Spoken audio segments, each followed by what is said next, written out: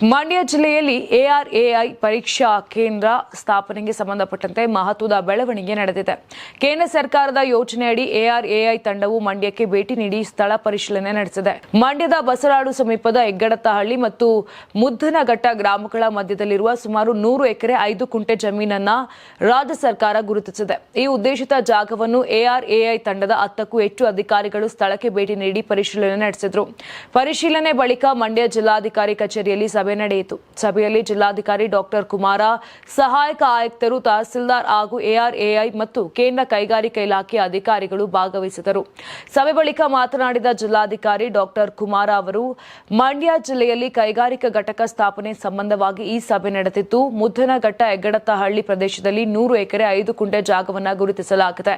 ಸರ್ಕಾರದ ನಿರ್ದೇಶನದಂತೆ ಈ ಜಾಗವನ್ನು ಗುರುತಿಸಿ ಸರ್ಕಾರಿ ಭೂಮಿ ಲಭ್ಯವಿದೆ ಎಂಬ ವರದಿ ನೀಡಲಾಗಿದೆ ಎಂದು ತಿಳಿಸಿದ್ದಾರೆ. ಮಂಡ್ಯ ಜಿಲ್ಲೆಯಲ್ಲಿ ಕೈಗಾರಿಕಾ ಘಟಕವನ್ನ ಸ್ಥಾಪನೆ ಮಾಡುವಂತ ಸಂಬಂಧ ಈಗಾಗಲೇ ಸರ್ಕಾರದ ನಿರ್ದೇಶನದ ಪ್ರಕಾರ ನಾವು ಮಂಡ್ಯ ತಾಲೂಕು ಬಸರಾಳು ಹೋಬಳಿ ಮುದ್ದನಘಟ್ಟ ಮತ್ತೆ ಹೆಗ್ಗಡತಹಳ್ಳಿ ಅನ್ನುವಂಥ 2 ಗ್ರಾಮಗಳಲ್ಲಿ 100 ಎಕರೆ 5 ಗುಂಟೆ ಜಾಗವನ್ನು ಗುರುತಿಸಿ ಸರ್ಕಾರಿ ಜಮೀನು ಲಭ್ಯ ಇದೆ ಅನ್ನುವಂಥ ಮಾಹಿತಿಯನ್ನು ನಾವು ಸರ್ಕಾರಕ್ಕೆ ಕೊಟ್ಟಿದ್ವಿ.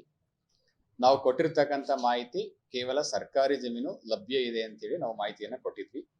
ಆ ಮಾಹಿತಿಯನ್ನು ಆಧರಿಸಿ ಇವತ್ತು ಎಆರ್ಐ ಅಂತ ಹೇಳಿದ್ರೆ automotive research association of India ARI ಸಂಸ್ಥೆಯಿಂದ ಮುಂಬೈಯಿಂದ ಡೆಪ್ಟಿ ಡೈರೆಕ್ಟರ್ ಅವರ ನೇತೃತ್ವದಲ್ಲಿ ಶಂಭುಧರ ಮತ್ತೆ ಪಂಕವಾಲ ಅನ್ನುವಂಥ ಡೆಪ್ಟಿ ಡೈರೆಕ್ಟರ್ ಅವರ ನೇತೃತ್ವದಲ್ಲಿ ಈ ಒಂದು ಸ್ಥಳಕ್ಕೆ ಭೇಟಿ ಕೊಟ್ಟು ಪರಿಶೀಲನೆಯನ್ನ ಮಾಡಿದ್ದಾರೆ.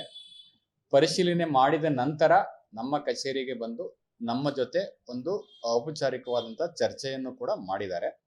ಮಾಡಿದ ನಂತರ ಮುಂದಿನ ಪ್ರಕ್ರಿಯೆಗಳು ಇನ್ನೂ ಕೂಡ ತಾಂತ್ರಿಕವಾಗಿ ಏನೆಲ್ಲ ಅಂಶಗಳನ್ನ ಪರಿಶೀಲನೆ ಮಾಡಬೇಕು ಅನ್ನುವಂಥ ಮಾಹಿತಿಯನ್ನು ಅವರು ನಮಗೆ ಲಿಖಿತವಾಗಿ ಕೊಡ್ತೀನಿ ಅಂತ ಹೇಳಿದ್ದಾರೆ.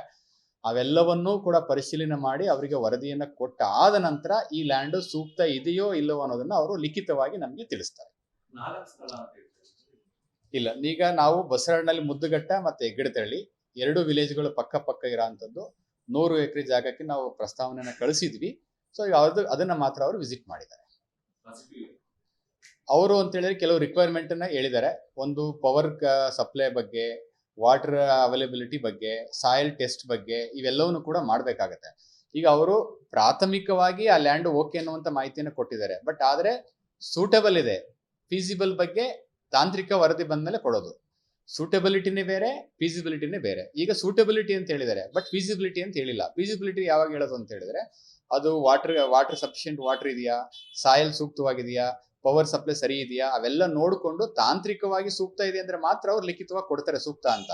ಅವೆಲ್ಲ ಮಾಡಿದ್ಮೇಲೆ ನಾವು ಸರ್ಕಾರಕ್ಕೆ ಪ್ರಸ್ತಾವನೆ ಕಳಿಸ್ತೀವಿ.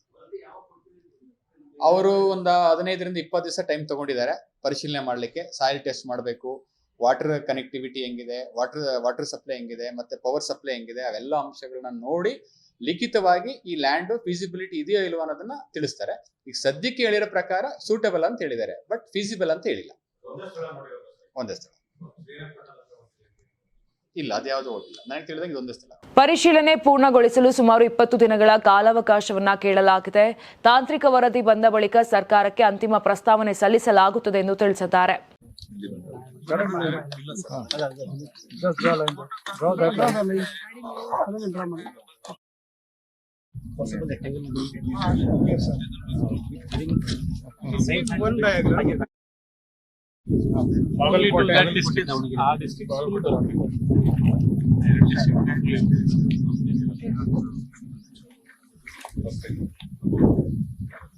Without touching the road. Without touching the road. Disturbing the existing PWD road. The white spaces are to be acknowledged. And this is what this way or that. It is around 1200 meter by 350 meters.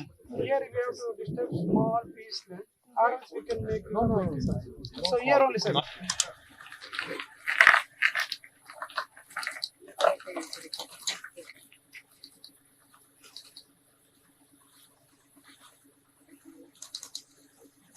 Okay.